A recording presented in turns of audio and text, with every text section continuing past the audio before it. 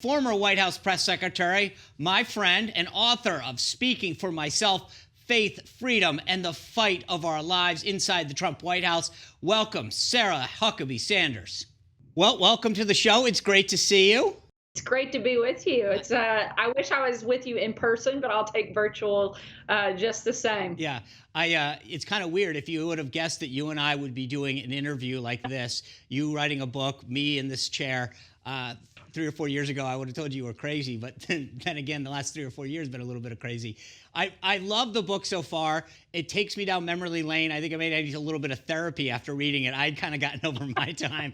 I want to just start before I really dive into the book with this whole Woodward book. And the thing that I think is interesting is that if Woodward knew that what Trump said was so troubling, why did he sit on this information for 2 months?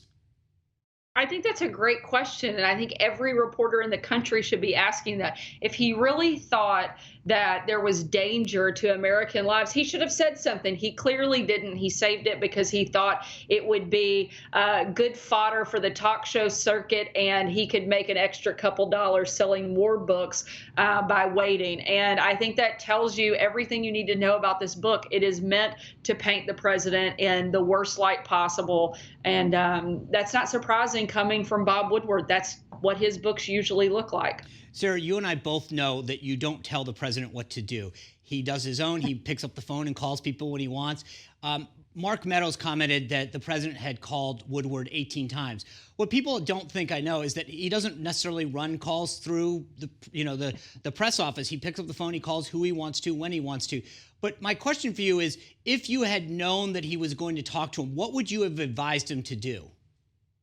Well, I definitely would have wanted to be in the room with him so I could be part of that and keep a record of what was being said. So we were prepared for when the book came out. You know, whether or not that happened or not, I think, as you know, and like you said, the president kind of does his own thing and made that decision because I think he felt like he had such a bad experience with Woodward the first time. Maybe he could influence him the second time.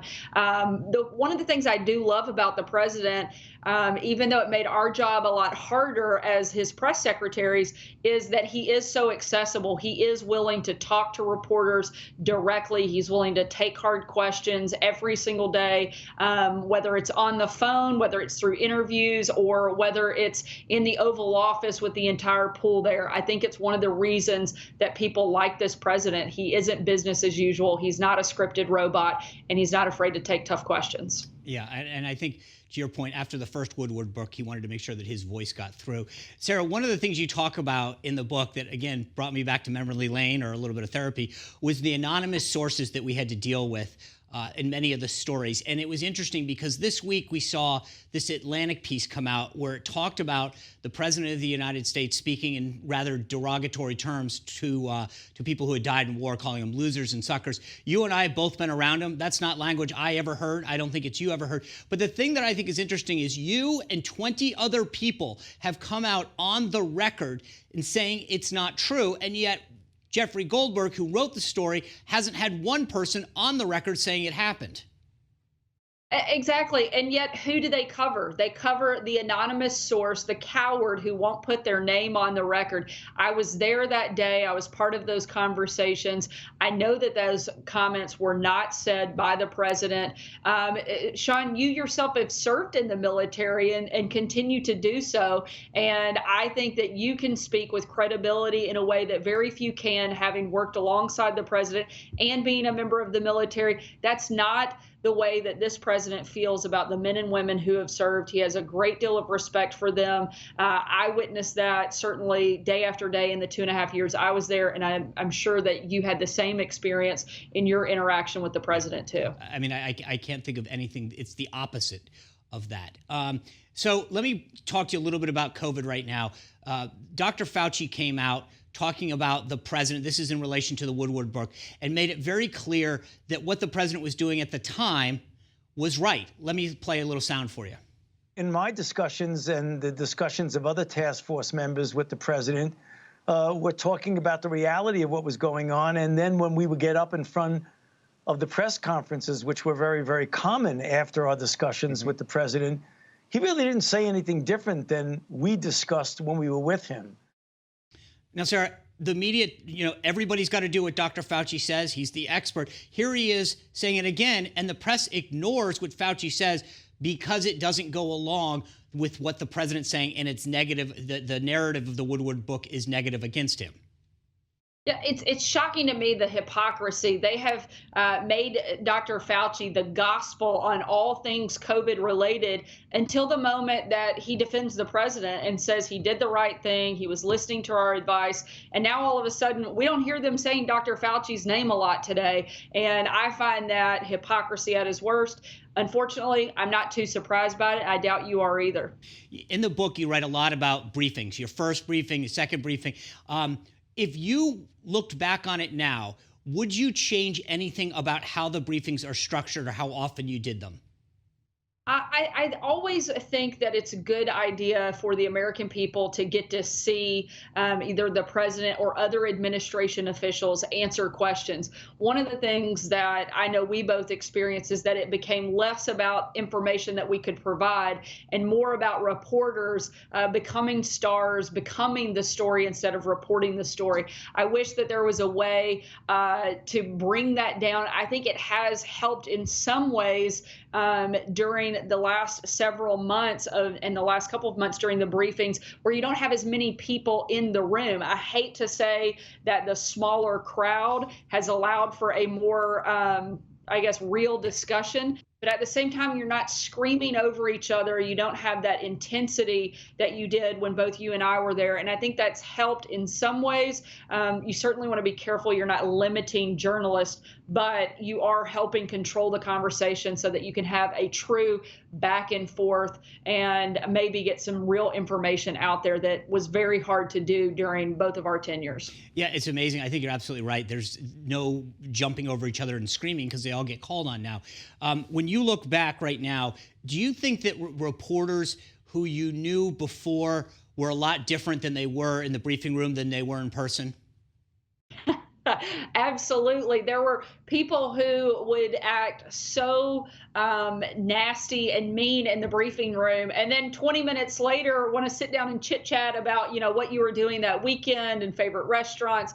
One incident in particular, it happened right as I was leaving the White House, and the president had just tweeted out that I was leaving, and I had a group of reporters that had come by, and one of them had literal tears in her eyes telling me how sad she was that I was leaving, and that we had worked so well together.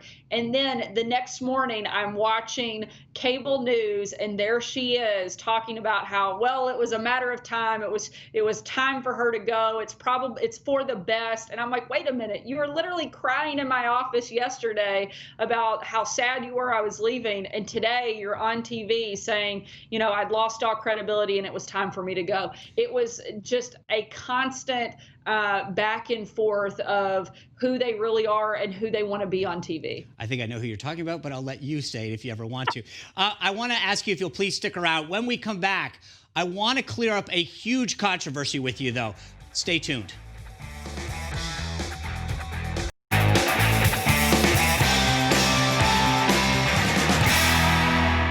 All right, we're back with Sarah Sanders. All right, Sarah, I said we had to settle a little bit of controversy before the break, and now we're back with you. I want to settle in and show you what this is. Let me show you on my Wikipedia page something. It says that I'm listed as the 28th White House press secretary. And if you go to Sarah Sanders' website, Wikipedia page, it lists you as the 29th press secretary for the White House, okay? Pretty clear there. But if you actually go to the press secretary page of Wikipedia and look at its complete list of press secretaries, it says I'm 30 and you're 31st. Now, the numbers clearly don't add up. This is fake news. Are you? Which one are you? I honestly 29 or 31? I'm going to have to do some more research, but I think I'm 31. But now I'm concerned about all the fake news that's out there. Wikipedia also has my hometown wrong, and I've tried to change it, and it's been there for years. It's and I Texarkana. I know it from the book. I grew up in Texarkana. I was born in Little Rock. I've never lived in Hope, Arkansas, but it's still on my Wikipedia page. My parents are from there, but not me. So more fake news for you. I don't know what to say. All right. You are the first working mom to ever hold the job of White House press secretary. And in the book, you're very open about being a mom and having young kids. You've got 2 boys and a girl. You talk about your son George being in your father's campaign ads, and we've seen them at press briefings before. Was this decision to be more public with your family something that you and your husband Brian arrived at? It was one of those things that was difficult. At the beginning, we sort of tried to shield our kids away, and then it became harder and harder to do that. And at the same time, I wanted my kids to understand why we were involved in the administration, why I had gone to work for the president. I wanted them to feel confident for themselves, particularly as they get older, to stand up for what they believe in, be proud of the work that their parents do, and be proud of who they are and what they believe in. So ultimately, we decided to engage them and bring them with us so they could see firsthand the reason that we were making that sacrifice as a family. You know, when I look back on some of my press conferences, I think I look like an angry leprechaun. In chapter 4, you say that I have a hot Irish temper. Do you ever look back on any of your press conferences and say, you know, I wish I hadn't said that, or I've got a few regrets about how I responded to that person? There's certainly a couple moments that I think I could have lived without. But, one of the things that I learned in making some of those mistakes is to never make them again. And I am glad in some ways that I went through that process. I learned a lot from the mistakes I made, and, I think as best as I could, tried to never repeat them again. There's certainly some things I saw, I shouldn't have worn that. I could have done this different too. But for the most part, I'm proud of the work I did, but certainly there's probably a moment or two that I would change if I could. Yeah, well, you're definitely not, you don't have the Irish temper, so that's good. You've always been the calm, cool, collected one. One of the biggest questions I get, and so I want to pose it to you, is what it was like to be parodied on Saturday Night Live. What did you think the first time you saw yourself? I didn't love the character that they chose to play me, but and I hope it's okay that I'm sharing this. You brought it up, so I feel like I can lean in, and it's certainly no secret that a woman played you. But I'll never forget, you called me that morning right after that Sunday morning that I had first been parodied, and you said, "So, how are you? How does it feel?" And I was like, "Well, I could have used a different character." And you said, "Well, when at least they used somebody from your own gender." And I was like, okay, you win. There's, I guess, some part of it that's maybe imitation is the best form of flattery. So I guess there's a little bit of that. But at the same time, I thought that the Trump administration, there were moments that could have been really funny, and instead of being funny, they were mostly mean. And I could have appreciated good humor. Yeah. And I think if they had done a little bit more of that, it might have been a bit more enjoyable for those of us that they chose to portray on their show. Yeah, I mean, it seems to me that there were a lot of folks who took joy in making things difficult. You had a bunch of experiences. I did as well, going out in public and facing people.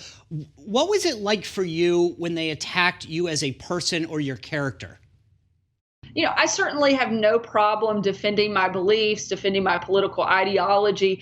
And I think that's fully expected when you take a very public role in politics. However, the part that was really difficult and certainly a lot more challenging was when they attacked my personal appearance, my hair, my makeup, my clothes, my fitness to be a mother. That's when it was very difficult. And, you wonder, how much more of this can I take? I was thankful that, frankly, I did have a very strong faith, very devoted Christian faith, because without that, without knowing who I was before I ever stepped foot in that room, I think it would have been a lot harder to get through some of those very difficult days. And knowing I had a family and support system that was going to love me, whether I was the White House press secretary or just regular old Sarah, gave me the confidence to keep going and keep fighting and push back against some of the nastiness that was out there. Yeah, one of the things that's interesting, obviously in the book you talk about moving from Arkansas, actually as a child moving from Texarkana